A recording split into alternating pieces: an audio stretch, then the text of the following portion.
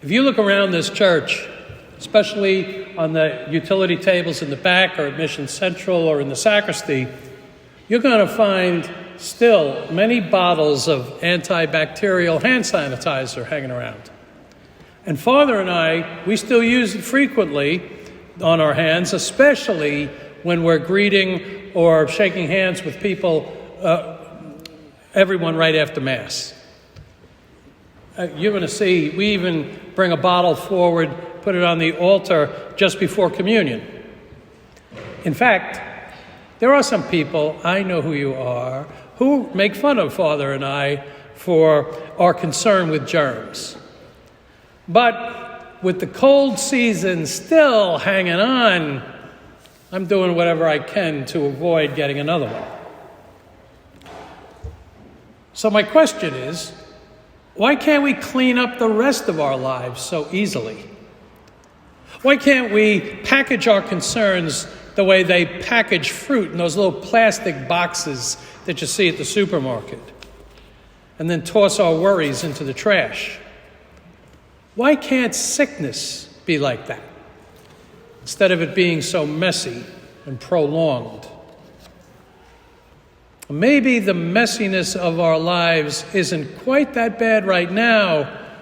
Maybe we just have the usual daily stuff, like stress or rush or incompleted tasks, overly busy schedules, shortened tempers. Maybe we have a less than perfect relationship with a child or spouse. Maybe we wish we could break habits that we have struggled with for a long time. Don't you wish that there was some kind of antibacterial liquid that we could spread over our lives and then have the whole mess sanitized? Do you know what else was really messy? Jesus' death. That was really messy. There's blood, wounds, sweat, lash marks, crushed and pierced hands and feet. You know, that story got caught up with us last week during Holy Week. And at times, I don't know about you, but at times it was difficult for me to listen to some of it. But even so, aren't we comforted when we realize that our God enters into our human life so completely? From the messiness of our birth to the messiness of our death and everything in between. Our God is no stranger to pain or anxiety, or failure or loneliness.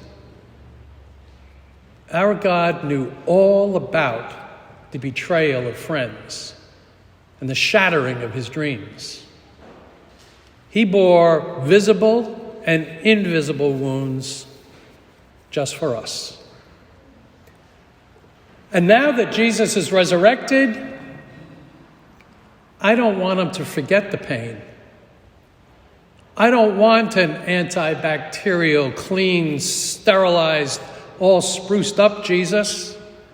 The way some paintings depict him after his resurrection, they make him look like some heavily cosmic surgeon worked on him and got rid of those unsightly wounds and scars. I do not want Christ far removed from my world's experience. There is so much pain that we can't do anything about. And so it is comforting to know that God is no stranger to our pain, and that his wounds are a constant reminder and a bond between us and our risen Lord. The wounds that Jesus showed his disciples remind us that he remembers what we humans go through, and that he is here with us when we have to carry our own crosses.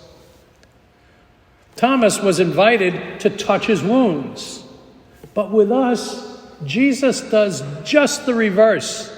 He reaches out and touches our wounds He heals them. He gives meaning to our pain. It's one thing to have hurt and suffered pain. We all go through that. But it's another thing to have someone who has lived and listened to our story and joins us now and assures us that no pain needs to be wasted. No pain is meaningless. Pain, alienation, and life's bumps can raise a lot of doubts in our minds. Doubts about ourselves, doubts about God. And I am so glad that Thomas was there for us. I always think that Thomas gets this really bad reputation. But actually, he voices what we are often hesitant to say. Where is Christ in all this mess? The risen Christ breathes his Spirit on the disciples all the way down to their scars and wounds. He made them new. He made them clean. He made them free. He does the very same exact thing for us as we approach this Eucharistic table. Today, we invite the wounded Jesus to touch our wounds, the open and visible ones, as well as those that we keep covered up and hidden from even those who know us well.